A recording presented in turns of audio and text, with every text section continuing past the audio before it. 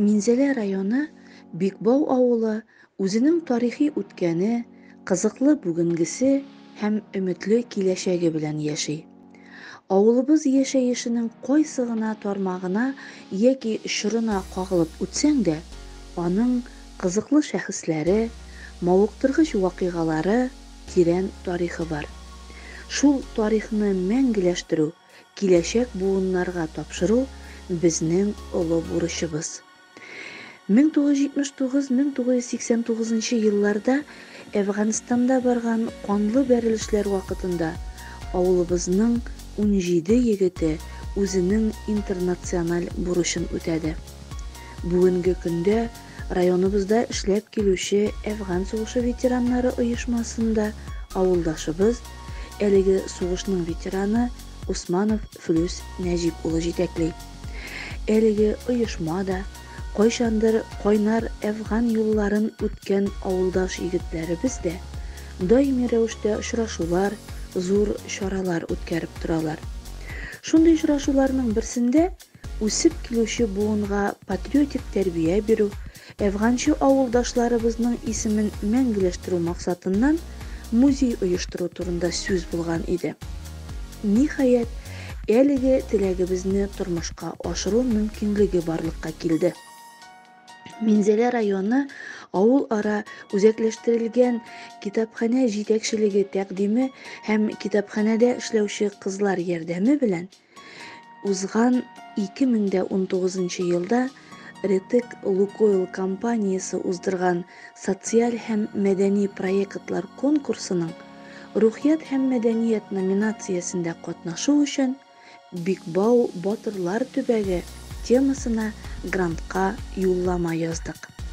Грантта төп максатыбыз Бикбау авылы китапханәсе каршында музей оештырырга теләгебез булуын һәм шушы музейны оештыру өчен ныклы нигезебездә бар икәнен дәлилләдек.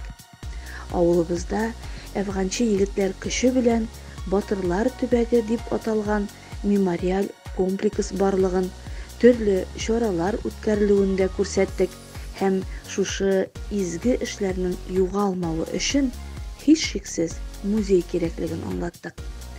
Күмәк көч таулар күчерә ди безнең халык. Күрәсең, изге ниятебезне аңлата алдык, бәхетебезгә әлеге грант җиңү яулады һәм шуның буенча нәтиҗәле эш башланды. Иң элек эшче төркем төзелде, башкарасы эшләребез билгеләнде, әфганчылар белән очрашу үтте. Музей өчен материаллар җыю, экспонатлар туплау эше башланды.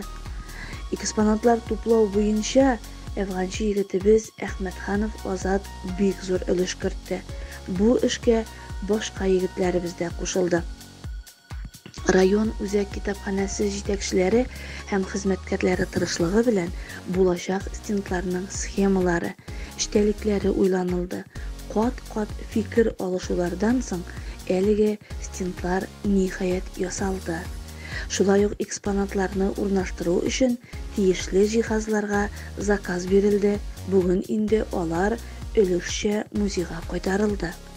Музей буласы бүлмәнең эше тулысынча яңартылды. Булачак музейның эчтәлеген һәм рухын исәпкә алып, музейларга куелган таләпләрне истә тотып, стенага кызыл төстәге обой ябыштырылды. Стендлар һәм экспонатлар куелган стеллажлы тумбочкалар урнаштырылды, телевизор эленде. Әфганчылар бүләк иткән хәрби киемнәрне урнаштыру өчен кирәкле булган махсус витриналы кием шкафларының кайтуын көтәбез. Ниһаять, күптән хыялланган музейга нигез салынды. Бу әле зур эшнең башы гына. Башланган эшебезне киләчәктә дә дәвам итәргә, батырлык темасын алга таба да киңәйтергә һәм тирәнәйтергә җыенабыз.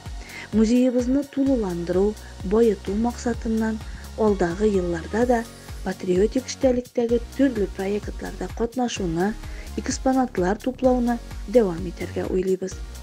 Музейыбызның ишеге һәркемгә ачык. Ул үсеп килүче буынга патриотик тәрбия бирүдә авылыбызның һәм районыбызның мөһим бер үзәге булачак дигән ышанычта калам. Әлеге изге эшебездә зур ярдәм күрсәткән, тиешле һәм дөрес юнәлеш биргән җитәкчеләремә һәм коллегаларыма зур рәхмәт.